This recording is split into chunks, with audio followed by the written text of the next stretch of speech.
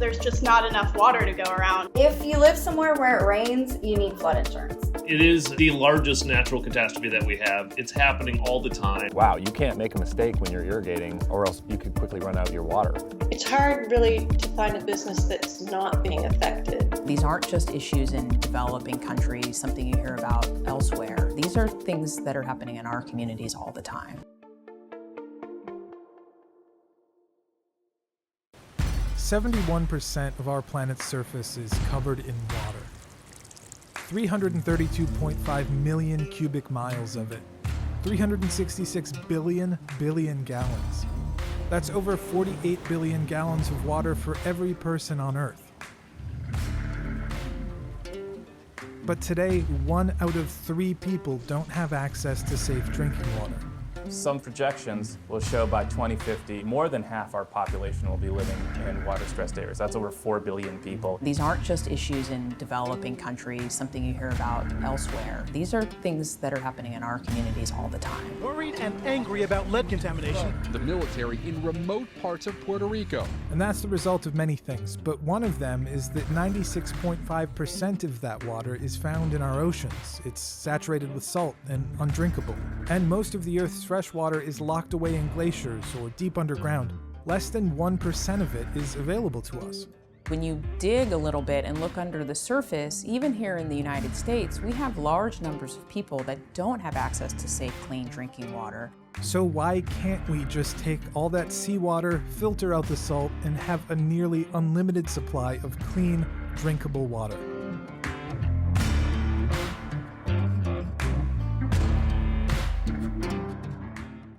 Desalination, broadly, is the process of removing salts from water.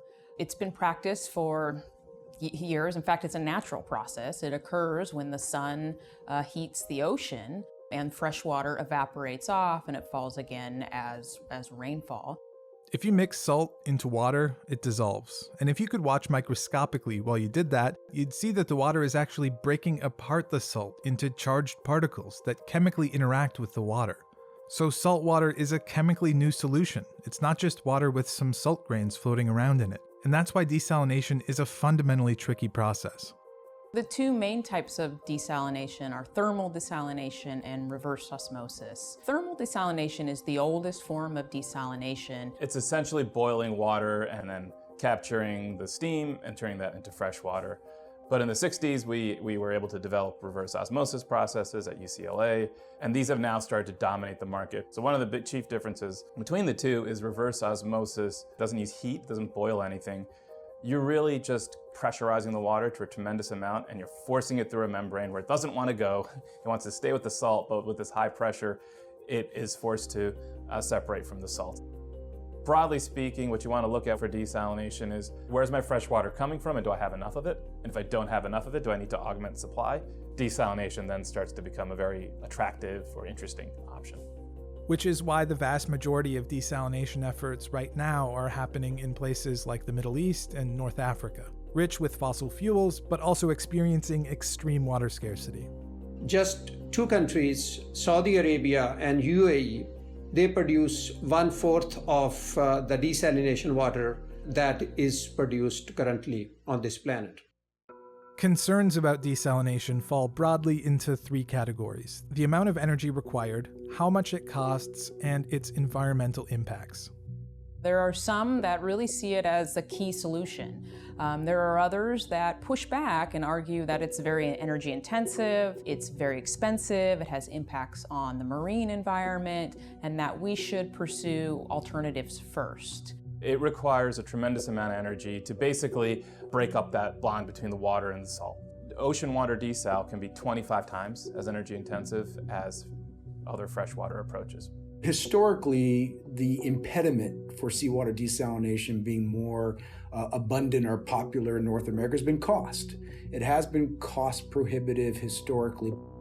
The Claude Lewis Carlsbad desalination plant outside of San Diego is the largest of its kind in the Western Hemisphere and has been operating since 2015, producing 50 million gallons of clean water a day. It's in San Diego County because of its dry, arid climate. The county has historically imported nearly all of its water from the Colorado River in Northern California. In San Diego, in the Carlsbad example, they are spending twice as much for seawater desalination as they do on imported water.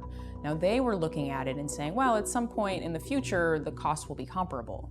And I think some folks pointed to the fact that, well, when that's the case, then that's probably when you should build it. Today, desalinated water in Carlsbad costs approximately twice as much as imported water, but you're comparing apples and oranges because that imported water is coming from systems that were built a half a century ago where all the capital investment has been paid off. Standing down for 5 or 10 years hoping there's some major breakthrough in the technology is not going to materially reduce the cost of building infrastructure. And that's not unique to desal and water. That's true of all public infrastructure. We have a huge deficit. We need to start building not just water, but transportation and housing now, not 5 or 10 years from now.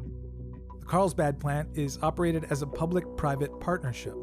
With the Carlsbad seawater desalination plant and the proposed Huntington Beach seawater desalination plant, we're proposing a public-private partnership where the plant is 100% privately financed, and then we enter into a long-term fixed-price water purchase agreement with a public water agency, and essentially we're recovering our investment over time through the sale of water. There's an infrastructure deficit in the United States. There's certainly an infrastructure deficit in California, and you can't expect local, state, and federal government to pay for all of it. The private sector is going to have to invest private dollars, and I think there's a huge opportunity in water in a way that both protects the ratepayers and also allows for the investment of private capital.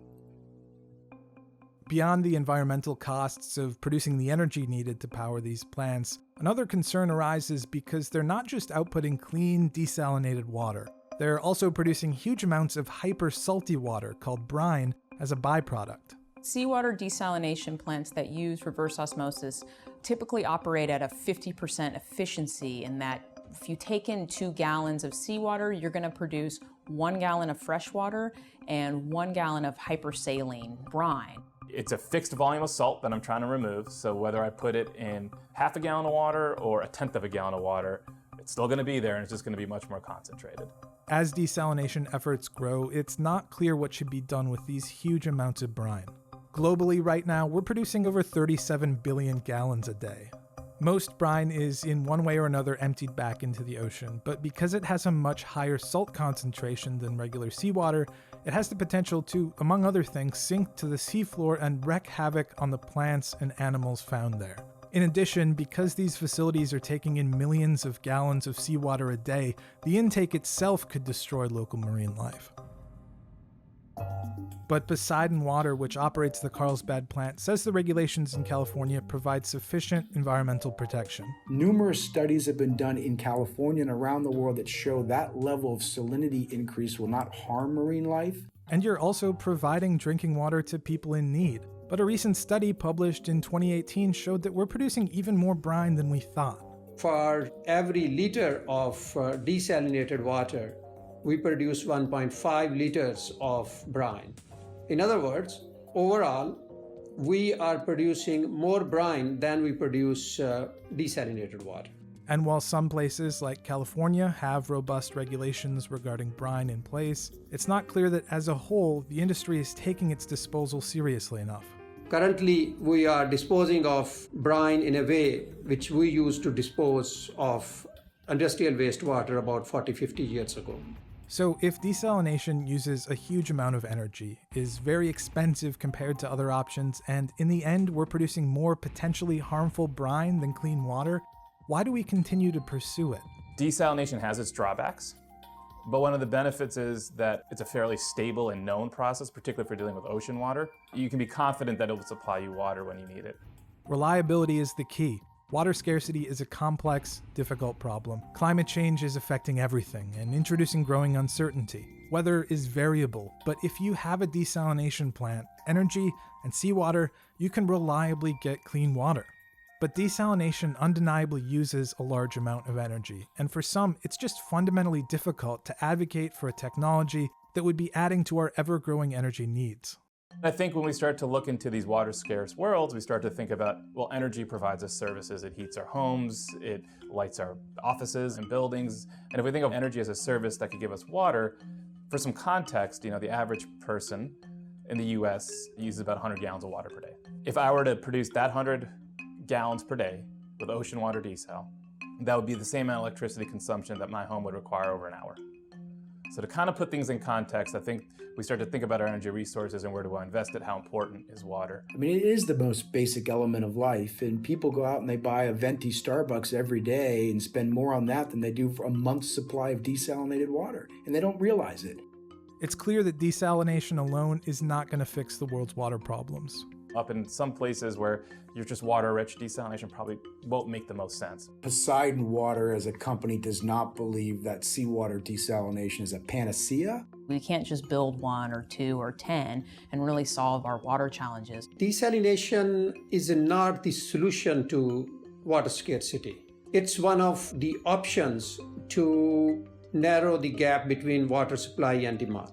But for some communities around the world, it's already making an enormous local impact. It's currently a pretty small fraction of the water supply globally, and probably will remain so. There are, though, communities for which it is a fairly significant contribution. It can be quite important at the local level. Desalination is one tool of many, and for it to have maximum impact, it must be implemented alongside other techniques. Israel maybe provides a good example where they have invested quite a bit in seawater desalination, but they also made investments in efficiency such that their water use on a per-person basis is far lower than we see here in California or in many parts of the United States. So they did those things first so that they aren't wasting that very expensive water. That then delayed their need to build a plant, and when they built it, they could build it a bit smaller than they would have. So there's a real cost savings there to the community. I would almost look at it as like a safe bet. To hedge your risks, a desalination plant is your low-risk option in your portfolio. Kind of expensive maybe, but it's going to deliver. I think we do the cheaper, less environmentally damaging things first. That seawater desalination is an option. In some communities, they don't have other options. Others, though, do have other options. They can use water more efficiently, which can save water, save energy, can have less environmental impact.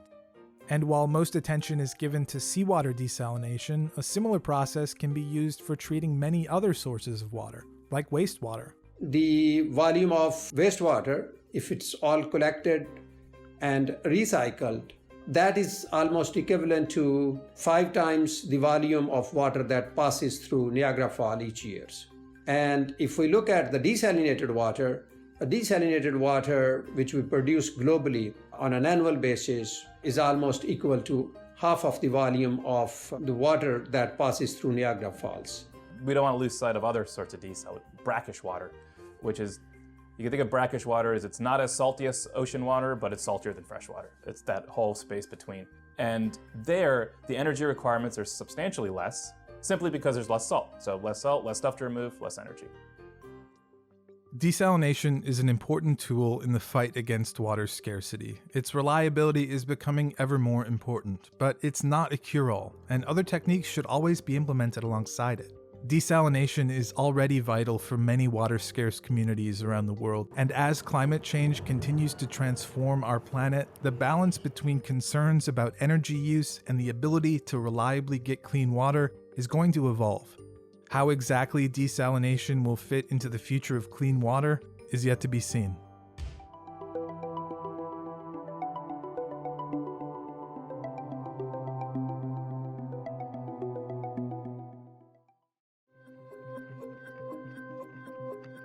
The West now in its 3rd year of a historic drought. According to the U.S. Drought Monitor, 95% of the region facing abnormally dry conditions. The western United States is entering dangerous territory.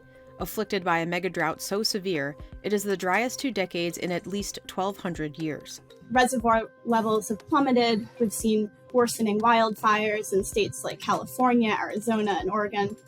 And with climate change, these extremes are going to continue.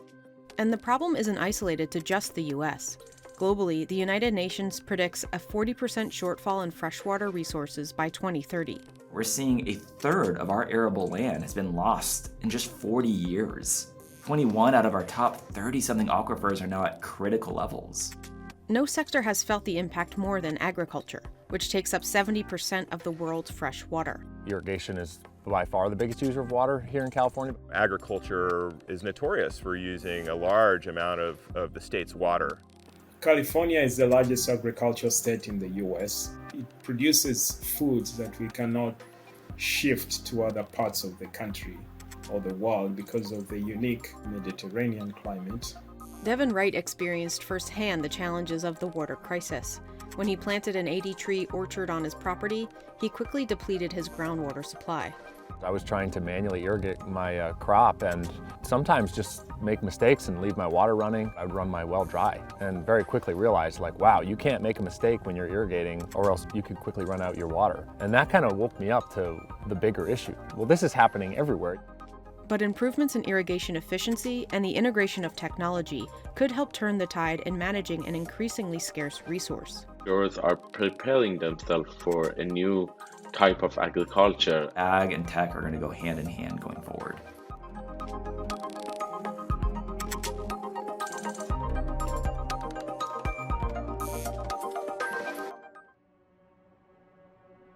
The current drought started in 2020 and has quickly escalated to one of the worst in recent history.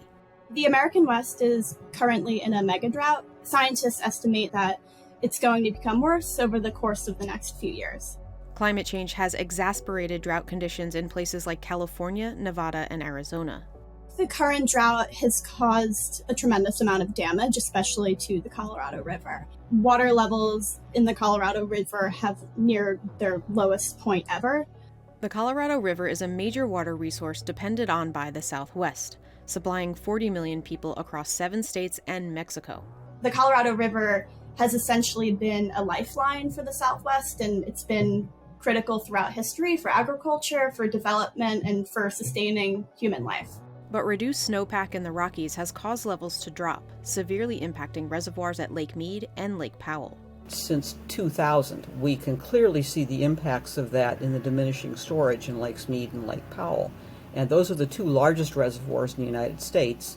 Both of them are now at record lows. As the decline in water supply continues, the shortages and forced cutbacks across states that we saw for the first time last year are only going to increase. The impact of these cuts is not isolated to just the West. Dwindling water supply could have devastating consequences for the nation's food security. A prolonged drought in the U.S. will not just reduce the income of local farms in Arizona, but it's going to create much tighter supply and increased food prices, potentially for consumers across the country. In California, drought is a normal part of its climate, but trends show it is becoming more frequent and for longer stretches of time. The state has started to take some measures to reduce water usage. In July 2021, Governor Newsom asked residents to voluntarily reduce usage by 15%, and in Southern California, outdoor watering bans have gone into effect. And while these conservation efforts could be helpful, it is unlikely to move the needle in a meaningful way. In normal water years, agriculture and the environment use roughly equal amounts of water, and urban is a lot less, being down in the 10 to 15% range. So when you're told to take a quicker shower or not wash your car, honestly, these are rounding errors just to the amount of water that's used in food production. And the absolute worst offenders are kind of old school irrigation techniques of flooding systems. For centuries, farmers have relied predominantly on flood irrigation. This is the most wasteful in terms of water usage. However, in recent years, farmers have started adopting more efficient methods. Sprinkler irrigation has increased significantly. And what's even more interesting is the growth in micro irrigation, which was almost 0% in the mid-70s, and it's now almost 10%. Micro-irrigation systems such as drip and micro sprinklers are some of the most efficient methods available today. With flood irrigation, you can only irrigate maybe once or twice every 2 weeks. But with micro irrigation, you can irrigate every day. You can inject the fertilizers in your irrigation water. You keep the water away from the plants, and so you minimize diseases. And so they figured they could produce higher yields on less than 20 or 30% less water than they used to do. In some places, the adoption of these systems has been strong. Tomatoes used to be predominantly flood irrigated. They're now close to 90% subsurface drip irrigation. But drip irrigation systems are expensive, often costing upwards of $3,000 per acre. Instead, many farmers have opted for more affordable sprinkler systems. The most popular method now in the US, which is over 50% or around 50%, is sprinkler irrigation, specifically center pivot irrigation. And the investment for the farmer is much lower per unit of land.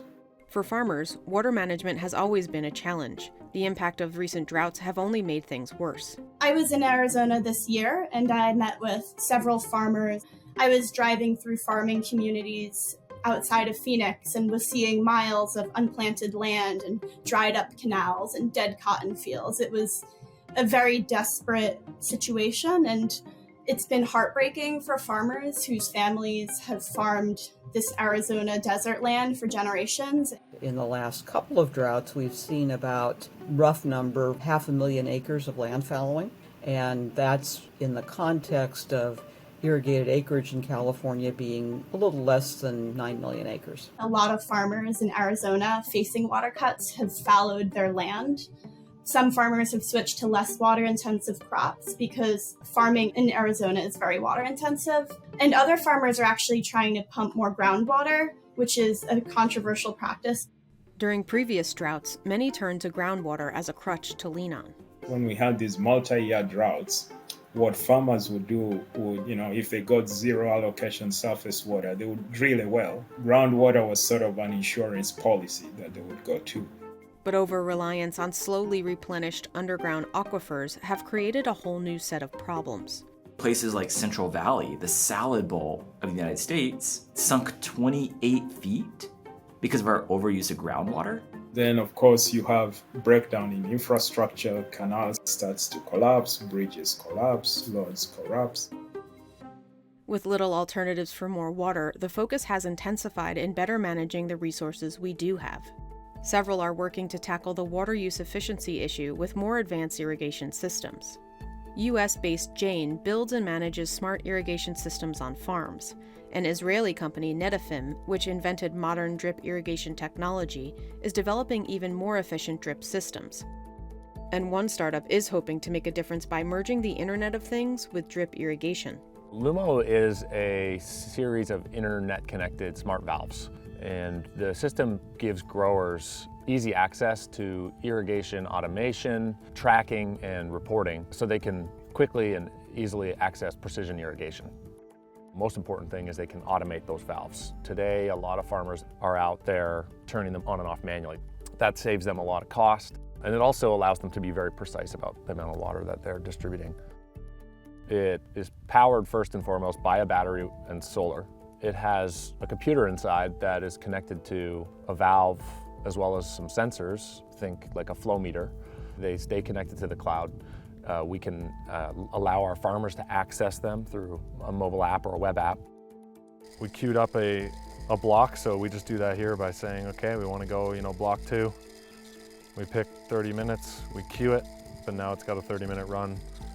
That's it. Hit the schedule, and now it's running. And these lines will all fill up, and then we're tracking that flow through here. Total remote control, which is a real big benefit. We've saved easily 30% of our water that we were using for irrigation, simply by removing some of the man-made error.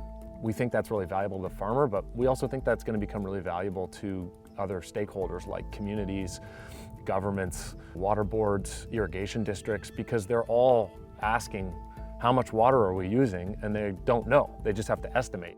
It's currently testing its second-generation model with a small pilot program. One user, Kurt Beitler of Bohem Wines, has 6 valves to water his 6 acres. We saw an opportunity to try some of this tech on one of my vineyard blocks, and it's really been wonderful. The biggest improvement with Lumo for my farming operation has been the convenience and precision with how we're irrigating. We've safely reduced excess use of our water by at least 20%. It might be as much as 30 or 40%. Bohem has its system programmed to automatically irrigate at night. We take great effort to irrigate in the nighttime, so we get greater uptake and utilization of the water by the vines. And for specialty growers such as Beitler's Vineyard, The precision system offers greater control over the growing conditions. With optimal use of water, we're optimizing our finished wine quality. So this is one more very valuable tool in the overall project. Others have sought to completely reimagine how we approach farming altogether by bringing crop cultivation indoors. We felt like we needed a more sustainable alternative, a solution that we call kind of climate adapted. And so what we do is we've developed our own kind of advanced robotic greenhouses. Iron Ox, a San Francisco startup backed by Bill Gates' breakthrough energy venture, is growing leafy greens at facilities outside of Gilroy, California and Austin, Texas. Gilroy, California. That's been operational for 3 years, sold out with different greens, herbs, things like that. And so the idea is that to be able to grow any crop, including we have strawberries, tomatoes, cucumbers in the pipeline, our new facility outside of Austin, Texas. And that's gonna be about 100x bigger at full scale by the end of next year. The company is utilizing robotics, plant science, and hydroponics to optimize the growing process. With hydroponics, we're able to apply water and the exact amount of nutrients directly to the roots of the plant. And then through things like water reclamation and other parts in the future, we can actually recycle that water to use less and less water over time, even in drought-stricken states. Square Roots is another indoor farming startup that is utilizing vertical farming. It currently has 5 commercial-scale farms across the Midwest and in New York City. We've just had to kind of reimagine how to grow plants at commercial scale in cities. Inside the farms, we have the perfect climate for growing the plants. We'll go from seed to harvest in 28 days, right, which might be almost twice as fast as what you can do in an outdoor field. It is also using hydroponics to help minimize water waste. A ton of research studies out there that will show that a well-tuned hydroponic system will use about 90% less water than the equivalent outdoor farm. For now, the company is growing salads, herbs, and microgreens and selling in the local communities where it's deployed farms. It is working to expand that to include crops such as turnips, eggplants, and more. Researchers are exploring a number of projects that could also help farmers. At the University of California, Davis, Ali Pereza started a lab to research new monitoring and sensing technologies to help growers save water. The focus of this lab is to provide data-driven decision support tools for growers when they want to make some critical decisions about how and when to irrigate or fertilize. One of his projects is focused on analyzing crop yield, helping farmers identify areas that are underperforming. And then we manage each zone differently. That would help us reduce waste in application of, for example, fertilizer or water or pesticide, and also to optimize the crop production. Isaiah Kaseka oversees a group that uses computer simulation models to improve efficiencies on farms. With these computer models, you can start to ask what-if scenarios. What if I have this amount of water? I can simulate or project how much yield I'm going to expect. As they make irrigation decisions through the season, they see what impact those irrigation decisions are going to have on their production goals. But despite the potential impact of these new technologies, adoption is still moving slowly. Some think it could take government incentives and regulation to push more efficient conservation tools into mass adoption. I think government can play an important role by introducing some incentives for growers that they adapt smart farming practices and technologies. You need policy and technology together to solve the water challenges in agriculture. Both together, I think we can go a long way. As the industry adapts to the ongoing drought, there will be no one-size-fits-all approach. We're not going to get to this kind of next generation of farming with an incremental solution.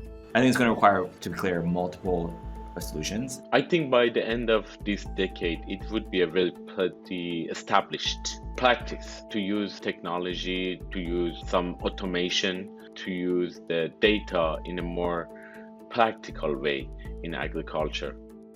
I think it's exactly this kind of technology that, in fact, will be the solution to potential water crisis or shortage of water.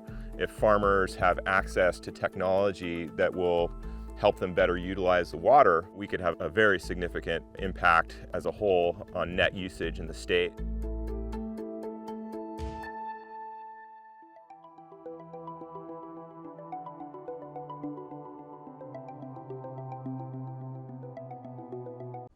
Water is a crucial resource that all humans need. And right now what we're seeing is there's just not enough water to go around. The current situation is that large swaths of the West, basically all of California, Oregon, Nevada, and Utah, and a few other states are in a state of drought right now. It's hard really to find a business that's not being affected. And when the water runs low, the economy feels the effect.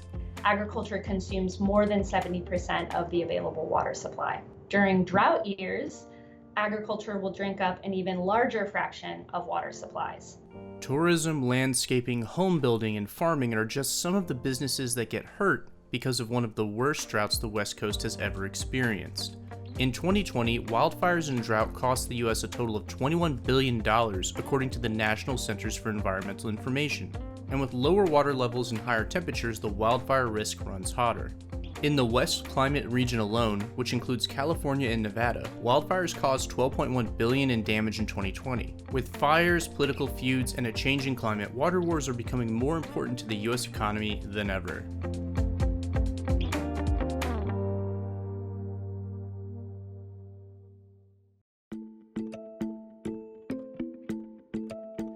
Right now, the West is experiencing major issues with water shortages and water scarcity.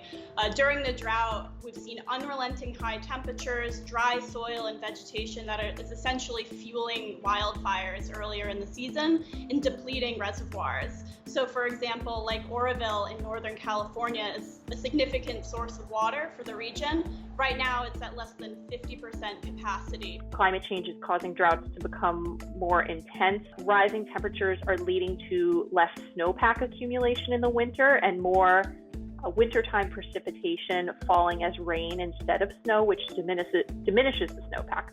Water from melted snow in western mountain ranges, the snowpack we're referring to, has helped sustain the region's rich farmland, turning some areas into agricultural powerhouses.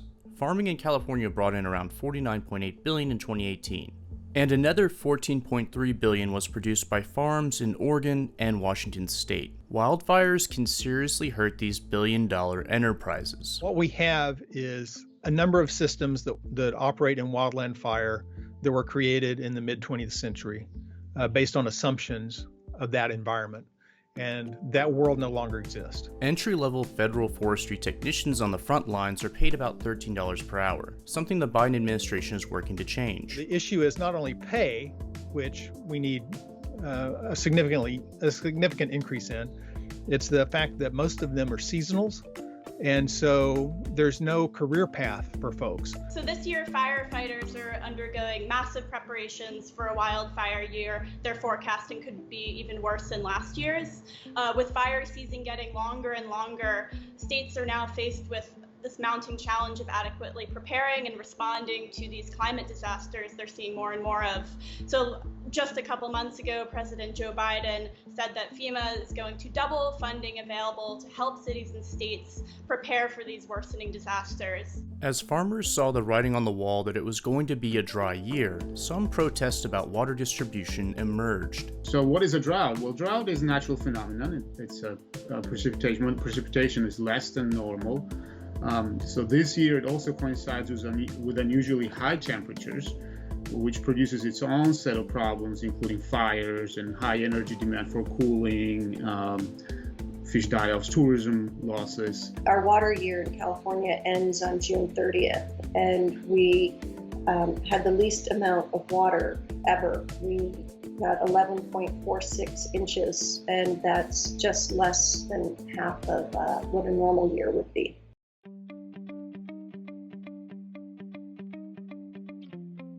Water scarcity is a problem that affects everyone from the local level to the federal government.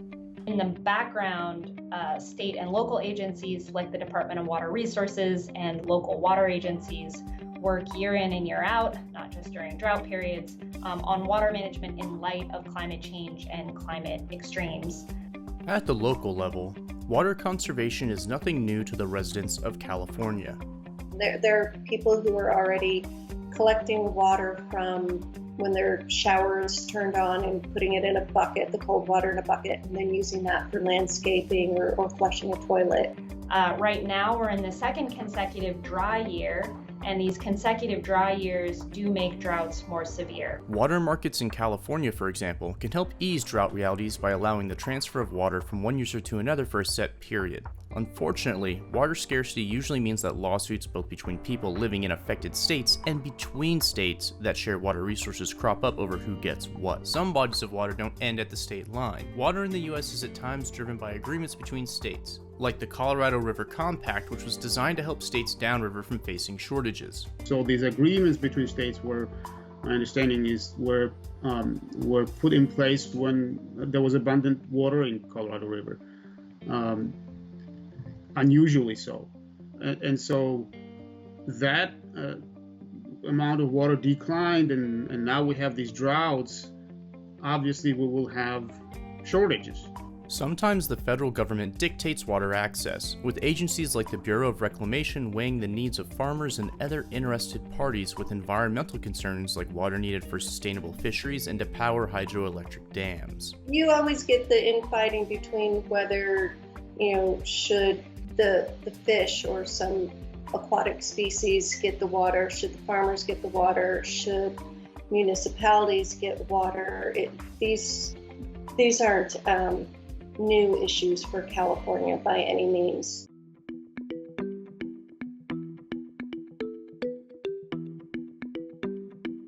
The economic effects of climate change are hard to ignore.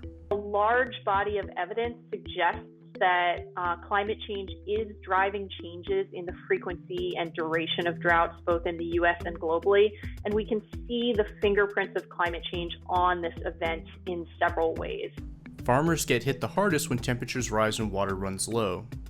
The impacts of drought really vary by crop within the agricultural sector. Perennial crops like almonds and orchard crops like peaches, those have a really large upfront cost. They don't produce immediately, and they frequently have costly and more permanent irrigation systems like drip and micro sprinkler systems. Because of this, water shortages that result in the need to fallow those crops represent the loss of a long-term investment. The government keeps track of the drought levels in the US, and the numbers don't look great for parts of the West this year. The most recent ones from last week placed just over 85% of California in a state of extreme or exceptional drought. Compared with this time last year, less than 3% of the state was in extreme or exceptional drought. So we really are in an unusual situation right now. In California, there's been this gradual transition away from annual crops and towards these perennial orchard crops like almonds, which are higher value.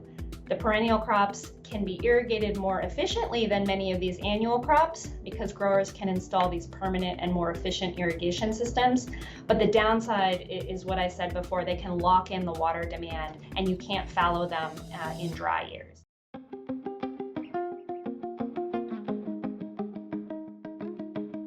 California had another extreme drought from 2011 to 2016, rivaling this one in its intensity.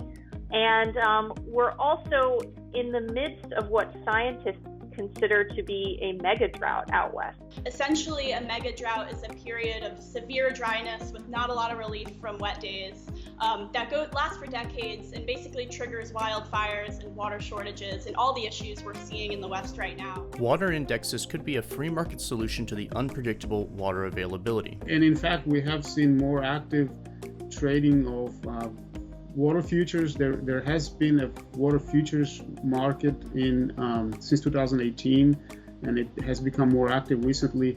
But it's not a futures market in a traditional sense where water is delivered. It's more like an insurance instrument. Upgrading infrastructure and technical innovation are also two more ways to help mitigate the future drought conditions that result in water scarcity. Contemporary solutions include the use of efficient technologies and practices across all sectors, and urban, agricultural, and industrial sectors. And even more recently, preserving and increasing storage of water underneath the ground, which is something that is typically called managed aquifer recharge. So think of desalination, which currently is too expensive, but think of Israel.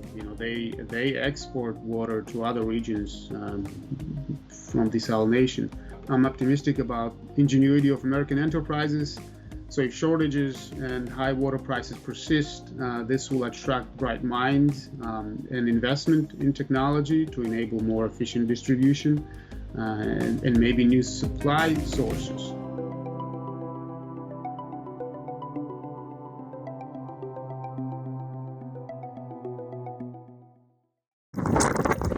The 2020 hurricane season was so bad, the National Hurricane Center ran out of letters in the alphabet. Hurricane Delta. It's the first time we've ever gotten to the Greek alphabet. This year, 29 named storms. Hurricanes bring high winds and treacherous rainfall. 2 residents we speak to say it still looks like a bomb went off in their town. But often the most damage is caused by flooding. It is the largest natural catastrophe that we have. It's happening all the time. I can take you outside my house right now. It's flooded from the king tides. We've had 3 major floods in the house. 2 of them we've had major claims. Even just a little bit of water can devastate a home.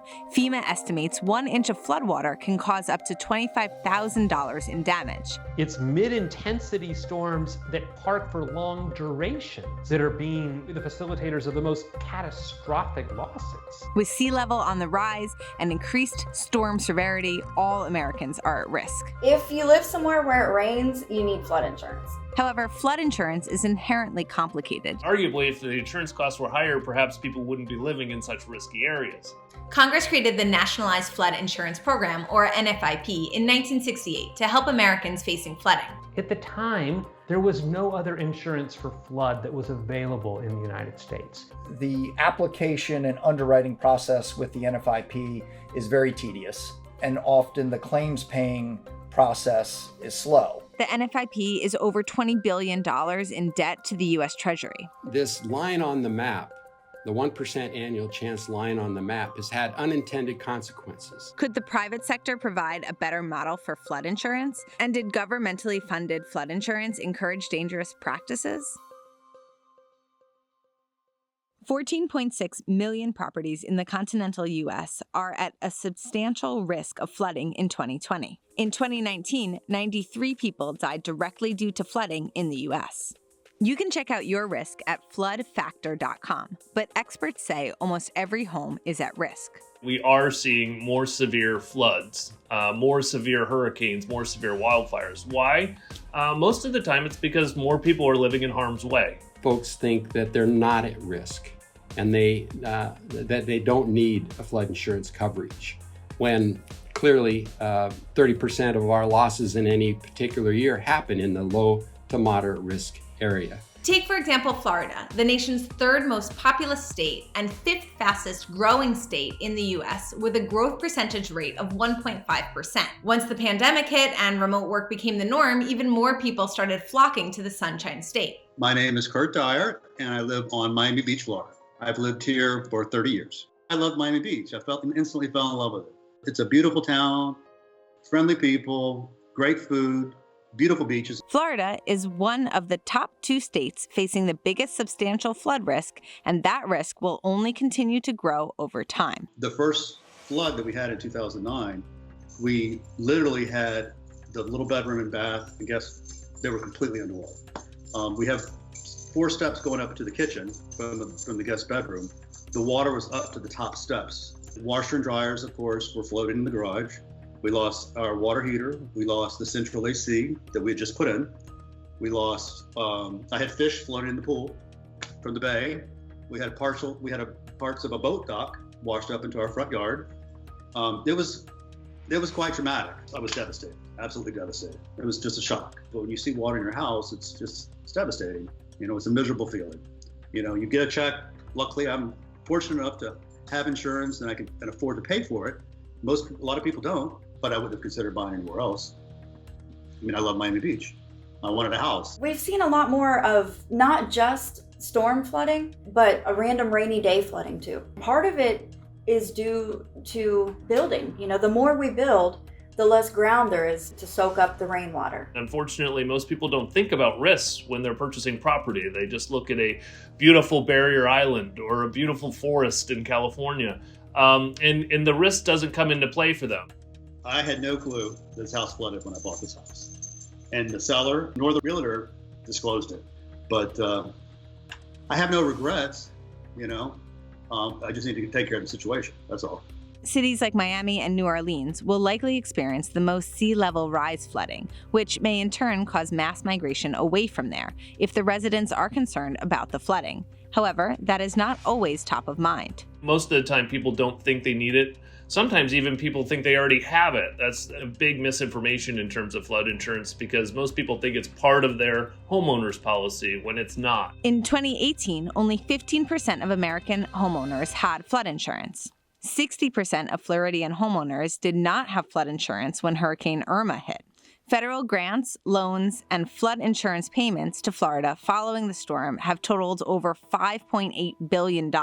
It's estimated that 80% of the damage to all impacted areas was not covered by flood insurance. Conversely, those who do purchase flood insurance may feel emboldened to live in riskier locations. A mortgage lender may require flood insurance, but since that can be provided at a relatively low cost thanks to the NFIP, people don't assume the full risk for living in a dangerous location. We're causing a false incentive on people to live in riskier areas, and really the cost then spreads throughout the government and to all Americans and taxpayers. And prior to 2012, flood insurance premiums were kept artificially low because people with homes built before the NFIP was established were not required to purchase flood insurance. It has affected mostly the pre-firm homes.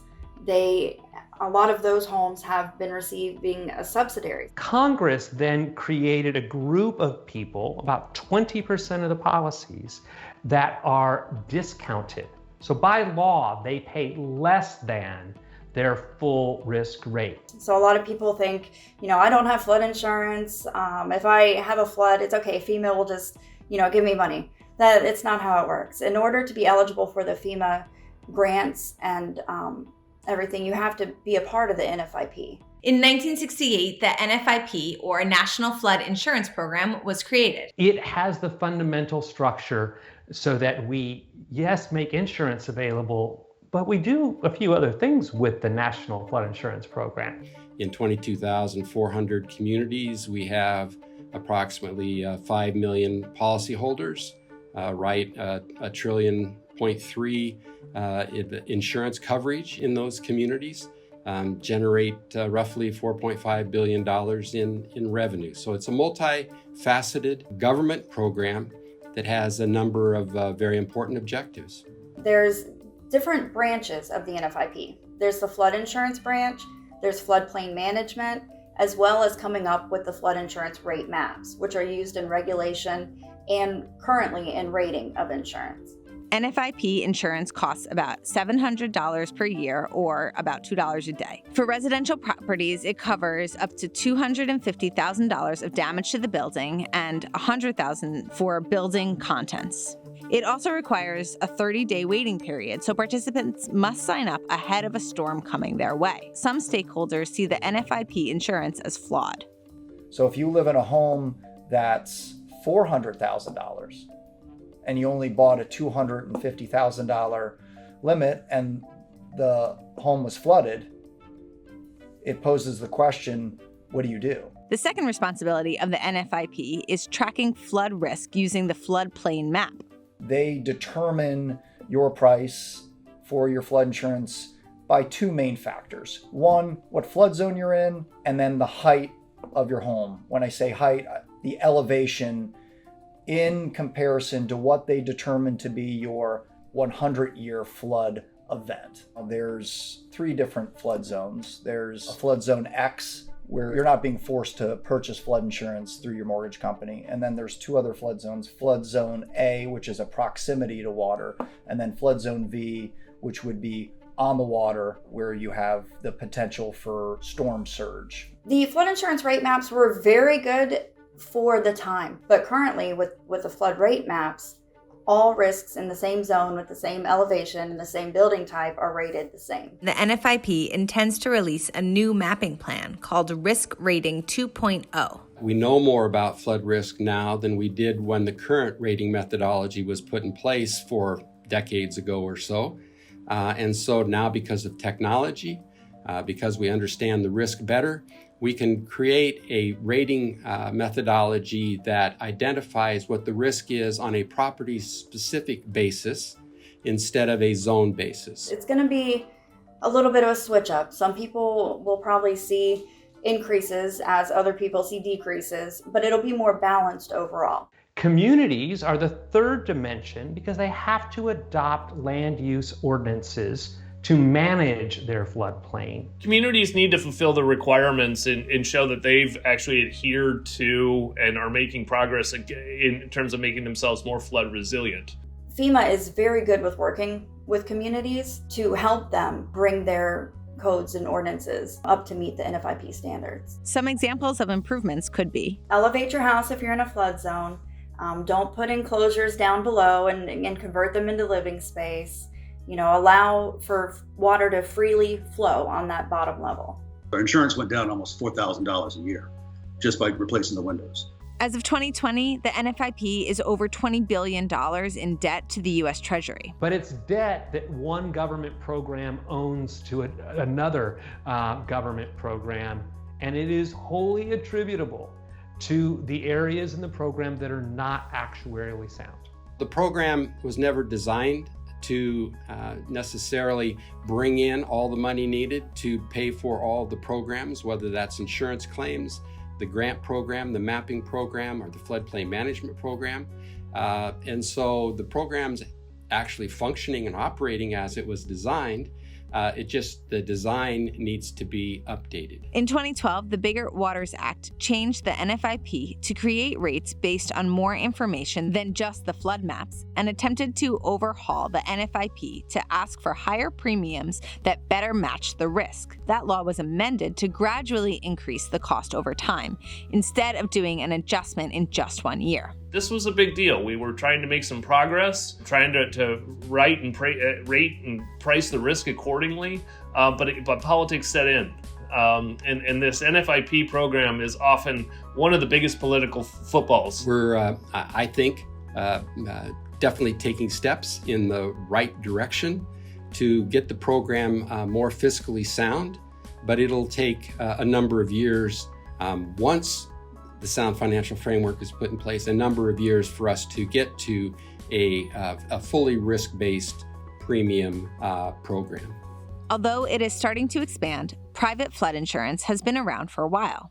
In 1983, the NFIP started a partnership with private insurance companies through the Write Your Own program. As of September 2020, 60 insurance companies participate in that program. The NFIP and FEMA are the insurance company in that situation, but it's not an insurance company from a traditional aspect. It's really more in the case of an application of benefits. The move toward a more laissez-faire marketplace has continued to evolve. We've seen a significant increase in market activity in terms of number of carriers offering. So in 2016, you had about 16 flood insurance carriers. Now you've got about 41. The premiums have grown from 150 million to over 500 million in just 4 years. So a lot of activity. Good, what I would call silver lining is that we are beginning to see private industry enter into this market, and hopefully we can neutralize some of those political headwinds that come along with the National Flood Insurance Program. TypeTap is an example of that. In Florida alone, there are over 9 million housing units and only 1.7 million NFIP policies. So there's lots of opportunity for private insurance to develop. We were already in the homeowners insurance business in Florida, and we received many calls from policyholders saying, can you help us?